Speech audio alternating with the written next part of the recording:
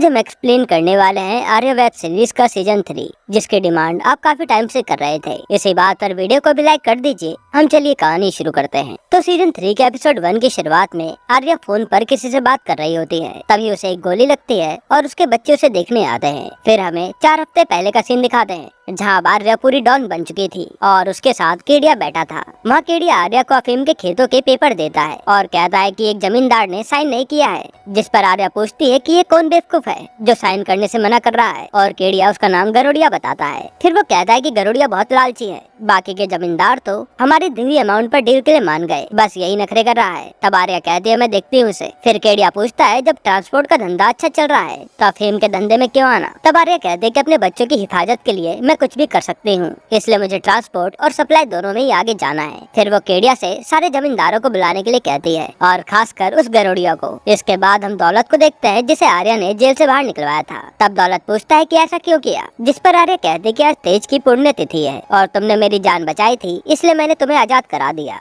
यहाँ से अपना हिसाब बराबर और अब मुझे तुम्हारी कोई जरूरत नहीं है। जिसके बाद आर्या वहाँ से चली जाती है। अब हम सारे जमींदारों को देखते हैं जो आर्या के साथ बैठे थे। वहाँ गरुड़िया जमीन के कागज पढ़कर भड़क जाता है कि मैं इतने कम दाम में अफीम के खेत नहीं बेचने वाला। तब आर्या कहते कि मैं तो 10 गुना ज्यादा ही रुपए दे रही हूँ, लेकिन गरुड़िया कहता है कि वो पिछले महीने के दाम थे, अब रेट बढ़ चुका है। फिर वो कहता है मुझे 20 गुना चाहिए और ये रेट पेपर रेडी होने तक बढ़ भी जाएगा, और फिर वो वहाँ से जाने लगता है। तब आर्या हंसती है और कहती है कि आज तो आपका जन्मदिन है ना, केक तो काट लीजिए, और वो संपत से केक मंगवाती है। फिर आर्या खुद ही चाकू से केक काट कर उसे खिलवाती है और गरुड़िया समझ जाता है कि कुछ तो गड़बड़ है। फिर आर्या उसे धमकी देती है कि सामने रखे कागज पर साइन कर दो वरना समझ जाओगे क्या होगा। तब गरुड़िया कहता है कि मेरा पेन खराब है और मैं सिर्फ इसी पेन से साइन करता हूँ। तब संपत उसी चाकू से गरुड़िया का अंगूठा काट कर खून से अंगूठा लगवा देता है, जिसके बाद ये लोग गरुड़िया को भगा देते हैं। अब आर्या जब वहाँ से जाने लगती है तब केडिया कहता है कि पेपर पर तो साइन हो गए, लेकिन अब बाकी के पैसों का इंतजाम कैसे होगा, क्योंकि अभी 100 करोड़ रुपए और चाहिए। जिस पर आर्या कहते हैं कि मैं रशियन से बात करती हूँ और ट्रांसपोर्ट बढ़ाती हूँ। तभी वहाँ गोली चलती है और आर्या का एक आदमी मारा जाता है। फिर जल्दी से आर्या और केडिया जाकर छुपते हैं, लेकिन इसी दौरान केडिया के गोली लग जाती है। वहाँ हम देखते हैं कि स्नाइपर ऊपर से आर्या पर गोली चला रहा है और उसे सूरज नहीं भेजा है। फिर मौका मिलते ही आर्या जल्दी से अपनी कार तक आती है और सीधा केडिया को कार में बैठा कर निकल लेती है, और इस दौरान आर्या के कई सारे आदमी मारे जाते हैं। इसके बाद हम आर्या के तीनों बच्चों को देखते हैं जो न्यूज में आर्या पर हुए हमले की न्यूज देख रहे थे, और वीर आर्या को फोन करके पूछता है कि आप कहाँ हो। तब आर्या कहते कि मैं हॉस्पिटल में हूँ और तुम सब कोई भी घर से बाहर मत निकलना। फिर संपत आर्या को कहता है कि आप जाओ, मैं केडिया का इलाज करवा कर आता हूँ, वो यहाँ एकदम ठीक होगा।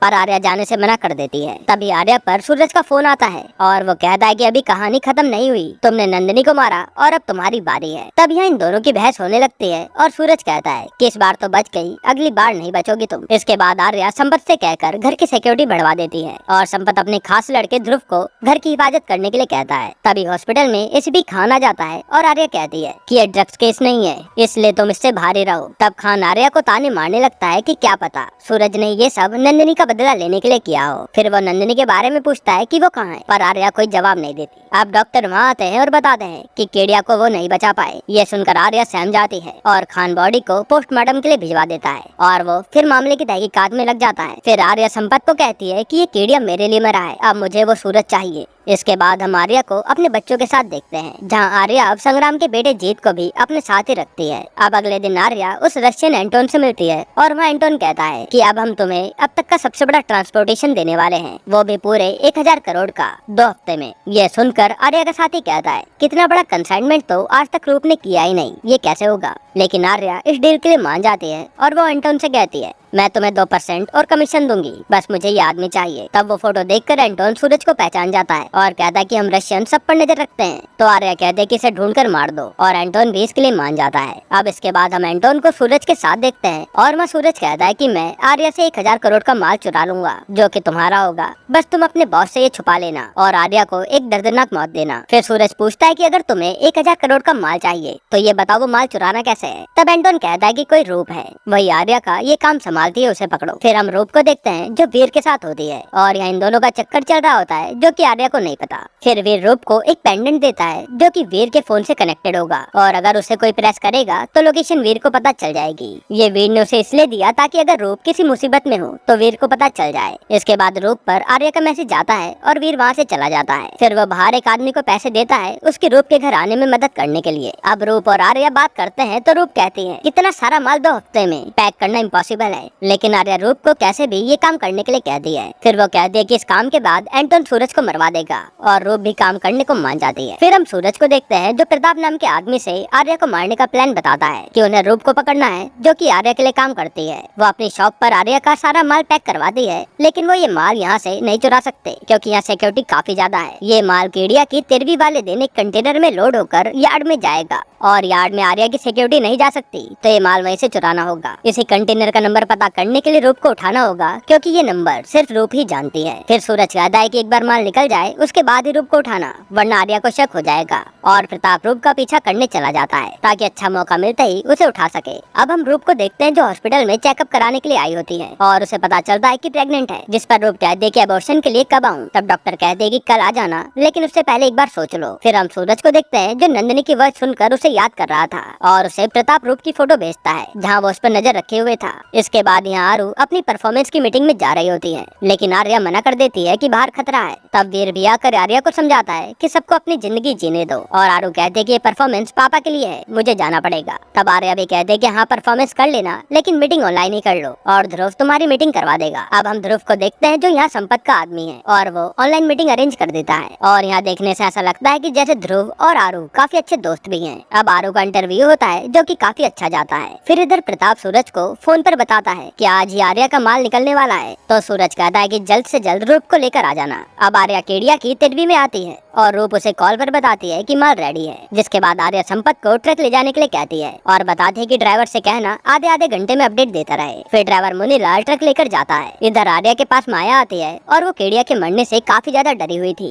कि इसे सूरज नहीं मरवाया ना। तब आर्या उसे भरोसा दिलाती है कि तुझे और तेरे बेटे को मैं कुछ भी होने नहीं दूंगी। यहाँ अब ट्रक निकलते ही रूप हॉस्पिटल जाने लगती है। तब आर्या के आदमी भी उसके साथ हो लेते हैं क्योंकि अभी रूप के पास कंटेनर का नंबर आएगा। फिर रूप हॉस्पिटल चली जाती है और वो दोनों बाहर वेट करते हैं। तब सूरज प्रताप से कहता है कि मौका मिलते ही उठा लो। अब डॉक्टर रूप को एबॉर्शन के लिए गोली खाने के लिए देती है और यहाँ वीर रूप को मैसेज करके मिलने को कहता है। फिर जैसे रूप गोली खाती है तब वीर का मैसेज पढ़ते ही वो उसे उगल देती है क्योंकि अब उसे एबॉर्शन नहीं करवाना था। इधर मुनीलाल को नाकाबंदी दिखती है जिसमें पुलिस वाले सारी गाड़ियाँ चेक कर रहे थे और ये बात वो आर्या को बताता है, जिसके बाद आर्या सीधा सुशीला को फोन करके पूछती है कि खान वहाँ नाकाबंदी पर है और तुमने मुझे बताया भी नहीं। तब सुशीला कहती है कि मैं तो बाहर हूँ, जिस पर आर्या कहती है कि मुझे कैसे भी करके खान के बारे में अपडेट देती रहना। अब आर्या मुनीलाल से बात करती है कि वो खान कितनी देर में ट्रक तक आएगा, तो मुनीलाल कहता है 15 मिनट में। तब आर्या अपने आदमियों को एक प्लान बताती है ताकि उनका ट्रक बच के निकल जाए और जैसे मुनीलाल के ट्रक की बारी आती है तभी आर्या का आदमी एक दूसरा ट्रक लेकर नाका तोड़कर निकल जाता है और फिर खान उसका पीछा करता है, जिसके बाद मुनीलाल बच के वहाँ से निकल जाता है। अब खान आर्या के दूसरे ट्रक को चेक करता है तो उसमें कुछ भी नहीं मिलता और इस बार भी आर्या के दिमाग के कारण खान को उससे कुछ भी नहीं मिला था। फिर संपत को पता चलता है कि रूप वहाँ से गायब है और आर्या के ये सुनकर होश उड़ जाते हैं क्योंकि कंटेनर नंबर तो उसी के पास आएगा। यहाँ वीर को किसी का मैसेज आता है और वो केडिया के रूम में जाता है जहाँ रूप पहले से ही थी और वो वीर से कहती है कि हम आर्या को चलकर सब बता देते हैं अपने बारे में। इधर आर्या कह रही होती है कि केडिया को तो हमने खो दिया,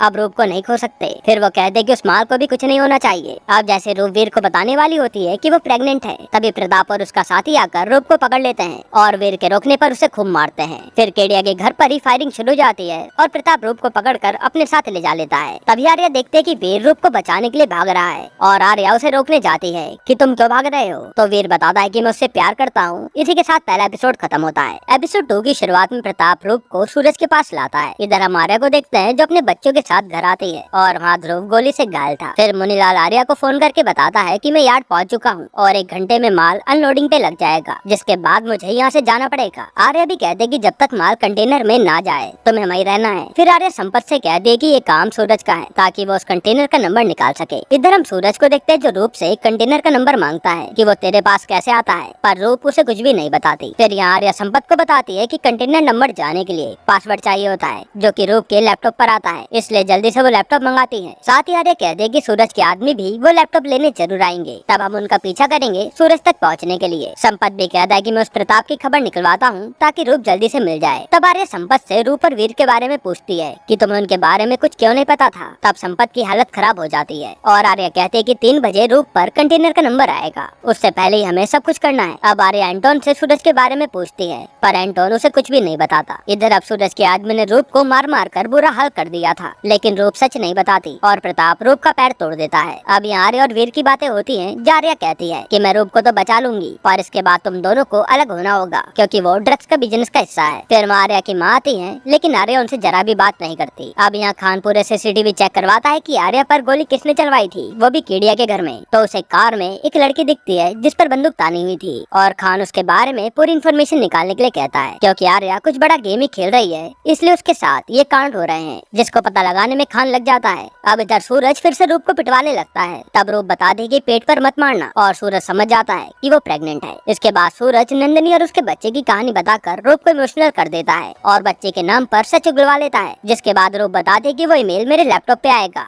उसी में वो नंबर होगा। तब सूरज कुछ सोचता है। इधर आर्या भी संपत से पूछती है कि सूरज के आदमी आया नहीं। तब संपत कहता है कि अभी तो कोई नहीं आया, और रूप का लैपटॉप में उठा लाया हूँ और वहाँ दूसरा लैपटॉप रख दिया। तभी आर्या पर सूरज का फोन आता है कि अब मुझे वो नंबर तुम खुद दोगी, वरना मैं रूप को मार दूंगा और तुम्हारे पास 2 घंटे हैं। अब आर्या सोच में पड़ जाती है कि वो करे तो करे क्या, क्योंकि वो माल भी नहीं दे सकती और रूप को भी कुछ नहीं होने दे सकती। इसी बीच आर्या संपत पर ही भड़क जाती है, जिसको बाहर खड़ी आर्या की माँ सुन लेती है। तब वो सीधा दौलत को फोन करके कहती है कि तू आर्या के पास आ जा, लेकिन दौलत कहता है कि जब तक आर्या नहीं बुलाएगी मैं नहीं आऊंगा। फिर हम दौलत के पास एक लड़की को देखते हैं जो शायद दौलत को पसंद करती है, और दौलत उसके हॉर्स के साथ खेल रहा था। अब यहाँ हम ध्रुव को देखते हैं जो घायल था और उसकी मदद के लिए आरू बैठी थी। तब आरू बता दे कि तुम्हारी माँ का कॉल आया था, उनसे बात कर लेना, और ध्रुव डर जाता है कि तुमने फोन तो नहीं उठाया। आरू कहते नहीं, जिसके बाद ध्रुव बातें बनाने लगता है, और यहाँ हम देखते हैं कि शायद आरू ध्रुव को पसंद करने लगी है। अब यहाँ संपत अपने 2 आदमियों से वीर और रूप के बारे में पूछता है कि मुझे इनके बारे में क्यों नहीं बताया, और कुछ न बताने पर वो दोनों को गोली मार देता है। फिर इधर जब खान के सर कहीं जा रहे होते हैं, तब सुशीला आकर उन्हें आर्या के नाम से डरा देती है और कहती है कि खान सबको फंसवाएगा। तभी वहाँ खान आता है और कहता है कि मुझे आर्या के घर पर रेड करने के लिए वारंट चाहिए, क्योंकि वो कोई बड़ी डील कर रही है। लेकिन उसके सर मना करके वहाँ से चले जाते हैं कि पहले सबूत लाओ। अब यहाँ मुनीलाल आर्या को बताता है कि माल तो लोड होने पर लग गया है और आपको जल्द ही कंटेनर का नंबर भी मिल जाएगा, जिसके बाद मुझे निकलना होगा। फिर अब संपत आर्या से पूछता है कि तुम सूरज को नंबर दे दोगी क्या, लेकिन आर्या कहते हैं कि कभी कभी माँ को अपने बच्चों के लिए राक्षस बनना पड़ता है। फिर सूरज यहाँ रूप को कहता है कि अब तक आर्या ने कोई नंबर नहीं भेजा,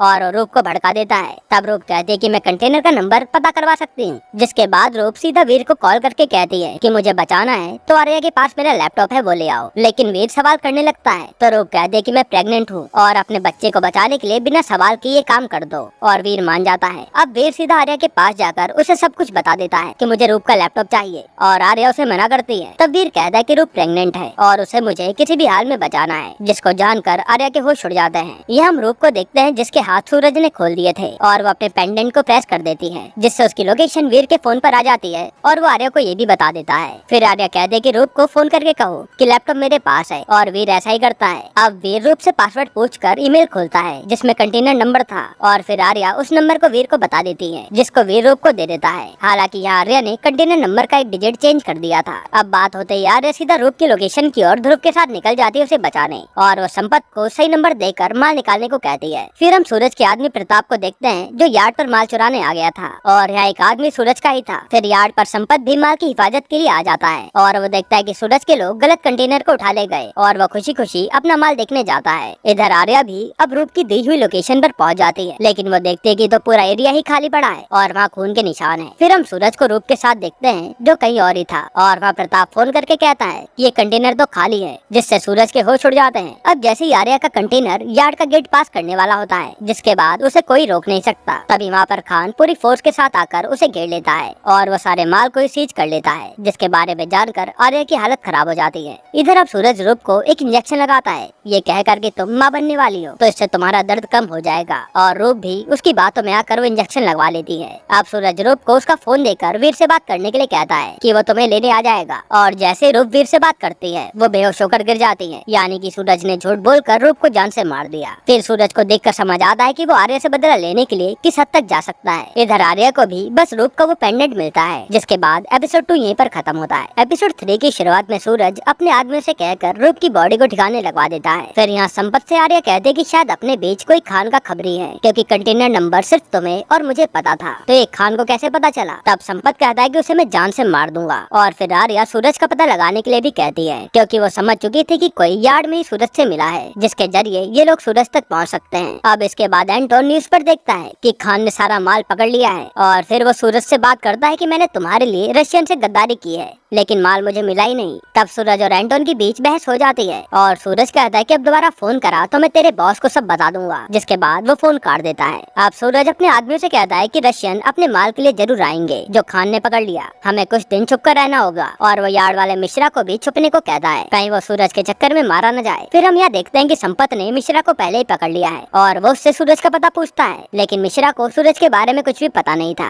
बस वो प्रताप का नंबर उसे दे देता है। फिर सुशीला जैसी आर्या के पास आती है, आर्या उस पर भड़क जाती है कि खान पर नजर रखने के लिए कहा था, वो भी नहीं कर पाई। हमारा पूरा 1000 करोड़ का माल पकड़ा गया और रशियन आते ही होंगे। फिर वो सुशीला को प्रताप का नंबर देकर लोकेशन निकालने के लिए कहती है। अब इसके बाद आर्या जब घर आ ही रही थी, तब रास्ते में उसे एंटोन मिलता है, और वो उसे अपने साथ ले जाता है। यहाँ वीर आरू को संभाल रही थी कि रूप जल्द ही मिल जाएगी, और आरू को पता चलता है कि रूप प्रेग्नेंट थी। इधर खान को पता चलता है कि जो लड़की कार में किडनैप होकर जा रही थी उसका नाम रूप है। फिर यहाँ ध्रुव जब आरू के साथ होता है, तब उसकी माँ का कॉल आता है, और वो उनसे बात करने बाहर चला जाता है। तब हम देखते हैं कि खान का असली आदमी तो ध्रुव ही है, और वो सारी खबर खान को दिए जा रहा था। खान ध्रुव से पूछता है कि ये रूप और आर्या का कनेक्शन क्या है, ढूंढ कर दो। तो ध्रुव बताता है वीर। फिर खान तुरंत आर्या के घर आ जाता है, और वीर और आरू से पूछताछ के लिए उन्हें अपने साथ ले जा लेता है। इधर हम आर्या को देखते हैं जिसे एंटोन किसी नलिनी साहिबा के पास लाता है, और वो रशियन की सबसे बड़ी सप्लायर है, इसलिए उसने आर्या को मिलने के लिए बुलाया था। अब इसके बाद वहाँ नलिनी का बेटा अभिमन्यु आता है, और वो भी इसी बिजनेस में शामिल है। फिर अभिमन्यु एंटोन के पास आता है और उसे वही रिकॉर्डिंग सुनाता है जिसमें वो सूरज से रशियन को धोखा देने की बात कर रहा था। यह सुनकर वो एंटोन को जान से मार देता है, और आर्या सच जानने के बाद अभी भी शॉक में थी कि एंटोन सूरज से मिला था। अब नलिनी साहिबा एंटोन की आत्मा को श्रद्धांजलि देने के लिए कहती है, जो कि आर्या बस चुपचाप देखे जा रही थी। इधर हम संपत को देखते हैं जो ध्रुव और अपने एक आदमी को कमरे में ले आता है, और उन्हें कहता है कि तुम में से एक खबरी है, अब खुद बताओ या फिर मैं पता लगाऊं जिसमें तुम दोनों ही मारे जाओगे। जिसके बाद वो दोनों को कमरे में बंद करके चला जाता है। अब ये दोनों आपस में ही लड़ने लग जाते हैं कि तो खबरी है, लेकिन ध्रुव फिर किसी तरह से दूसरे लड़के को मैनिपुलेट करके कहता है कि हम दोनों ही खबरी नहीं है। यहाँ खान आरू और वीर को रूप की फुटेज दिखाकर पूछता है कि ये कौन है और क्या करती है, लेकिन वीर उसे कुछ भी नहीं बताता, और खान गुस्से में उठकर वहाँ से चला जाता है। इधर नलिनी साहिबा आर्या को धमकाती है कि तुम रशियन की सबसे बड़ी सप्लायर बनने की सोच रही हो ना, और फिर वो गरुड़िया को बुलाती है, जिसको आर्या चुपचाप देखती रहती है। अब नलिनी साहिबा कहती है कि आज से गरुड़िया और सारे अफीम के जमींदारों के खेत मेरे हुए, और वो आर्या को रशियन का सप्लायर बनने से मना करती है, क्योंकि वो उनका धंधा है। यहाँ ध्रुव अब उस लड़के छगन को भड़का देता है कि आर्या और संपत किसी की भी नहीं है, और क्यों ना हम संपत को ही मारकर भाग जाए। इधर खान से अब माया आरू और वीर को छुड़ाने आती है। तब खान माया को उसके बेटे अप्पू का नाम लेकर कहता है कि कल वो भी जेल में हो सकता है, इसलिए मेरी गवाह बनकर आर्या के खिलाफ सब बता दो। यहाँ नलिनी साहिबा आर्या को अपने बारे में बताती है कि उन्होंने कैसे कैसे करके अपने पुश्तैनी जमीन वापस पाई, क्योंकि उनका पति शराबी था। फिर अभिमन्यु एंटोन की राख लाकर देता है, और नलिनी उसे पौधों में छिड़क कर कहती है कि तुमने माल खोया है, अब तुम ही उसे वापस लाओगी। फिर अभिमन्यु कहता है कि तुम सूरज की चिंता न करो, उसे हम देख लेंगे। जिस पर आर्या कहती कि मैं सब हैंडल कर लूंगी, सूरज को भी और माल को भी। फिर नलिनी साहिबा बोलती है कि अभिमन्यु के पापा भी ऐसे झूठे वादे करते थे, और उनकी बात आते ही अभिमन्यु शांत सा हो जाता है। इधर अब संपत ध्रुव और छगन के पास कमरे में आता है, और छगन अब ध्रुव से मिलकर संपत को ही मारने के लिए कहता है। तब मौका मिलते ही ध्रुव उसे मार देता है, और संपत को कहता है कि यही गद्दार था। इसके बाद आर्या जब घर आती है तो एक कार से लोग रूप की लाश फेंक जाते हैं, और आर्या कहते हैं कि ये बात वीर को पता नहीं चलनी चाहिए, और वह रूप की लाश को ठिकाने लगवा देती है, जो कि ऊपर से माया देखकर डर गई थी कि कहीं उसका और उसके बेटे का ये हाल ना हो जाए। अब आर्या घर में आती है तो वीर उससे रूप के बारे में पूछता है। तब आर्या कहती है कि मैं जल्दी उसे ले आऊंगी, और यहाँ वीर अपनी माँ को ही सुनाकर चला जाता है। फिर इसके बाद माया आर्या से मिलकर पूछती है कि मैंने बाहर देखा, क्या वो रूप ही थी? तो आर्या उसे सच बता देती है, और माया उसे कहती है कि मैं यहाँ से कल ही निकल जाऊंगी, क्योंकि तेरे पास कोई भी सेफ नहीं है। और ये सुनकर आर्या बहुत रोती है। अब अगली सुबह आर्या को सुशीला प्रताप की लोकेशन बता देती है, और कहते कि सूरज भी वहीं होगा। जिसके बाद आर्या अपनी पूरी गैंग के साथ उसी लोकेशन पर पहुंच जाती है, और वहाँ उन्हें सूरज भी मिल जाता है, लेकिन फायरिंग के दौरान सूरज के हाथ पर गोली लगती है, और वो वहाँ से बचकर निकल जाता है। जिसके बाद आर्या अपने घर चले आती है और शराब पीकर माइंड रिलैक्स करती है। अगली सुबह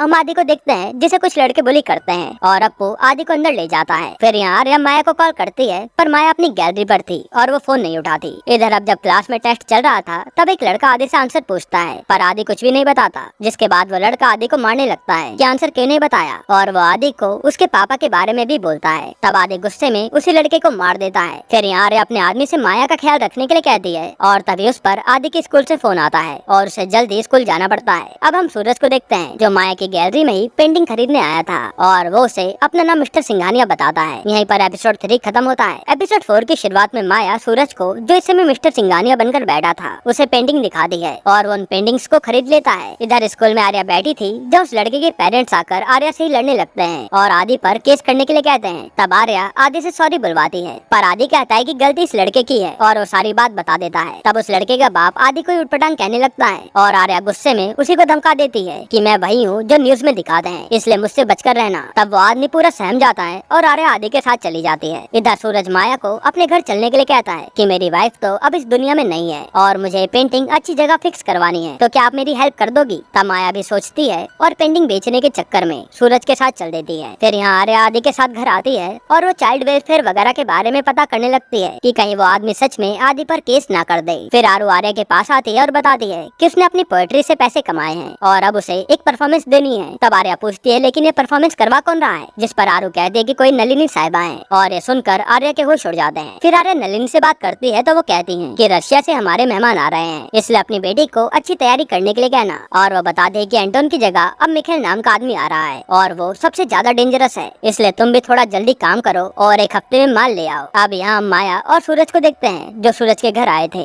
और माया पेंटिंग फिट करने के लिए जगह देखने जाती है और सूरज नीचे से फोन लेने आता है। तभी माया की नजर नंदिनी की फोटो पर पड़ती है और वो समझ जाती है कि यही नंदिनी का पति सूरज है। अब माया को कुछ भी समझ नहीं आता कि वो करे क्या, तो वो जल्दी से वहाँ से भागने लगती है, लेकिन अब सूरज माया को पकड़ लेता है और कहता है कि मैंने तेरे सारे बॉडीगार्ड को मार दिया, और माया उससे माफी मांगने लगती है। इधर अप्पू अपनी माँ माया को कॉल करता रहता है पर उसका फोन नहीं लगता, और फिर वो आर्या से कॉल करके उसे पिकअप करने के लिए कहता है क्योंकि उसकी माँ फोन नहीं उठा रही थी। तब आर्या भी कहते हैं कि माया यही कहीं होगी और वो अपने आदमी से अप्पू को लाने के लिए कहती है। फिर आर्या संपत से माया के बारे में पता करवाती है तो उन्हें पता चलता है कि माया के बॉडीगार्ड तो फोन ही नहीं उठा रहे, और आर्या माया को ढूंढने चल देती है। इधर आरू अब ध्रुव के पास आती है और ध्रुव आरू को जरा भी भाव नहीं देता। तब आरू से उसकी पोएट्री के बारे में बताती है कि उसे इसके लिए पैसे मिले थे पर परफॉर्मेंस देने के लिए माँ ने मना कर दिया। तब यहाँ ध्रुव का मूड खराब था और वो आरू पर ही भड़क जाता है कि छोटी छोटी प्रॉब्लम्स के लिए इतना रिएक्ट क्यों करती हो, और वो कहने लगता है कि तुम्हें तो पता भी नहीं है कि मुझे क्या क्या करना पड़ता है। असल में ध्रुव छगन को मार कर गिल्ट में था। तब ध्रुव उदास होकर बैठ जाता है और वो आरू से किस कर देती है। तभी ध्रुव पर संपत फोन करके अप्पू को लाने के लिए कहता है। इधर अब आर्या को पता चल गया था कि माया को सूरज जी अपने साथ ले गया, और वो सुशीला से माया के नंबर ट्रेस करने के लिए कहती है। तब सुशीला बता दे कि मुझे माल निकालने का तरीका भी मिला है, अब माल ज्यादा है इसलिए वो खुले में नहीं जलाएंगे, उसे एक चैम्बर में जलाएंगे, वहाँ से माल निकालना आसान होगा, और वो 2 दिन का समय मांगती है ताकि वो सब पता करके बता पाए। यहाँ सूरज माया को नंदिनी के बारे में पूछ रहा था कि उसके साथ तुमने क्या किया, पर माया उसे कुछ भी नहीं बताती और सूरज गुस्से में उसकी एक उंगली काट देता है। फिर इधर सुशीला माया की लोकेशन ट्रेस करके आर्या को भेज देती है, जिसके बाद आर्या संपत को भी उसी लोकेशन पर आने के लिए कहती है। अब ध्रुव खान से जाकर मिलता है और उसे बताता है कि वो माया सुबह से गायब है, और खान कहता है कि बस तुम ऐसी खबर देते रहो। फिर ध्रुव कहता है कि मैं ये और नहीं कर सकता, मुझे यहाँ से निकलना है। तब खान कहता है कि इस बार तो मैं आर्या के इतने पास पहुँचा हूँ, अब तुम पीछे नहीं हट सकते, बस एक बार आर्या के खिलाफ कोई सॉलिड प्रूफ मिल जाए तो मैं खुद तुम्हें यहाँ से बाहर निकाल दूंगा। अब संपत आर्या की बताई हुई लोकेशन पर पहुँच जाता है और वहाँ ना तो माया थी और ना ही सूरज। तो वो आर्या को कहता है कि यहाँ मत आना, यहाँ आने का कोई फायदा नहीं है। तब आर्या कहते है तुम घर की तलाशी लो। इधर आर्या वापस अपने घर आती है तो अप्पू माया के बारे में पूछता है, तो आर्या कहते है कि वो जल्दी आती होगी। तब वहाँ वीर आता है और वो रूप और माया के बारे में पूछता है कि अब ये दोनों ही गायब हो गयी, पर आर्या पर इसका कोई जवाब नहीं था। फिर आदि बताता है कि अप्पू रो रहा है और आर्या उसे चुप कराने चली जाती है। इधर हम सूरज को देखते हैं जो माया को लेकर उसी जगह आया था जहाँ उन्होंने नंदिनी को गाड़ा था, लेकिन माया को याद ही नहीं था कि वो जगह कौन सी थी। तब सूरज कहता है कि मैं तुझे और अप्पू को मार दूंगा, जिस पर डर के मारे माया कहती है कि नंदिनी को मैंने नहीं आर्या ने मारा है। यहाँ वीर अब आर्या की लोकेशन अपने फोन पर भेज देता है। तभी आर्या का फोन बजता है और फोन पर सूरज था। वो कहता है कि माया को बचाना है तो उसी जगह पर आ जा जहाँ तूने नंदिनी को दफनाया था, और आर्या माँ के लिए निकल लेती है। फिर आर्या ध्रुव को हिफाजत करने के लिए कहती है और बताती है कि मैं माया को लेने जा रही हूँ। तब ध्रुव ये सब खान को बता देता है कि माया सूरज के पास है। तब खान कहता है कि यही अच्छा मौका है आर्या को रंगे हाथ पकड़ने का, और वो आर्या को पकड़ने चल देता है। अब ध्रुव को बात करते हुए आरू सुन लेती है, लेकिन ध्रुव किसी तरह से बात को संभाल लेता है कि मैं तो ये संपत को बता रहा था। अब खान बाकी पुलिस वालों को भी आर्या की कार का पीछा करने के लिए कहता है और पुलिस वाले भी उसके पीछे लग जाते हैं। फिर ये बात सुशीला को भी पता चल जाती है कि खान आर्या के पीछे ही है। तब वो जल्दी से ये बात आर्या को बताती है और आर्या संपत को एक जगह मिलने के लिए कहती है जिससे खान से पीछा छुड़वा पाएंगे। अब आर्या तेजी से कार भगाती है है और बताई जगह पर खड़ी हो जाती है। फिर खान देखता है कि आर्या की कार तो संपत के पास है और आर्या वहाँ से गायब है। अब आर्या सूरज के पास पहुँच जाती है तो माया को छोड़ने के लिए कहती है, पर सूरज कहता है कि तू भी तो नंदिनी को छोड़ सकती थी, पर तूने उसे मार दिया और ये सब मुझे माया ने बताया है। तब आर्या के होश उड़ जाते हैं कि माया ने सारा इल्जाम मुझ पर ही डाल दिया। तभी उसकी नजर माया पर पड़ती है जो बेहोश थी और उसकी एक उंगली भी गायब थी। फिर आर्या कहते हैं कि माया को जाने दो, नंदिनी को मैंने ही मारा है। तब जैसे सूरज आर्या को मारने वाला होता है तब माया तुरंत उसे मारकर बंदूक छीन लेती है और वो सूरज को बताती है कि मैंने ही मारा था नंदिनी को। जिसके बाद आर्या माया से बंदूक ले लेती है कि इसे मत मारो। फिर आर्या सूरज से कह दे कि हमने नंदिनी को मारा और तुमने बदले में रूप को मार दिया जो कि रूप की गर्लफ्रेंड थी। और फिर वो अपने बच्चों के लिए लड़ाई को बंद करने के लिए कहती है कि ये सब छोड़कर अपने बच्चों को संभालते हैं। तब सूरज खूब रोता है। तभी वहाँ पर वीर आ जाता है और बंदूक चला देता है। वीर कहता है कि इसने रूप को मारा है, मैं इसे मार दूंगा। तब आर्या वीर को रोकती है और सूरज को लगता है कि आर्या की चाल थी। जिसके बाद वो भी बंदूक उठा लेता है और आर्या सूरज को जान से मार देती है कि कहीं वो वीर को ना मार दे। अब वहाँ संपत भी आ जाता है और वो माया को ले जाता है। फिर वीर आर्या से रूप की बॉडी के बारे में पूछता है ताकि वह उसका अंतिम संस्कार कर पाए। इसके बाद वीर रूप का अंतिम संस्कार करता है और फिर हम दौलत को देखते हैं जो आर्या की फोटो देख रहा था, यानी दौलत आर्या से प्यार करता है। फिर वो उन फोटोज को डिलीट कर देता है और फिर उसी लड़की के साथ कहीं निकल जाता है। फिर हम नलिनी साहिबा और अभिमन्यु को देखते हैं जो वहाँ बातें कर रहे थे कि आर्या माल न ला पाई तो उसे मरना होगा। और इधर खान भी कहता है कि अब आर्या के मरने का समय आ गया। इसके बाद आर्या पर उसी रशियन मिखेल का फोन आता है और वो आर्या से कल मिलने के लिए कहता है। यहीं पर एपिसोड 4 खत्म होता है। अब दोस्तों इसके आगे के एपिसोड्स कल रिलीज होने वाले हैं जिसको हम जल्द से जल्द एक्सप्लेन करेंगे। बस आप कमेंट में पार्ट 2 लिख देना। बाकी अगर आपको हाल ही में आई एक कमाल की वेब सीरीज देखनी है तो आप ये वीडियो देख लीजिए।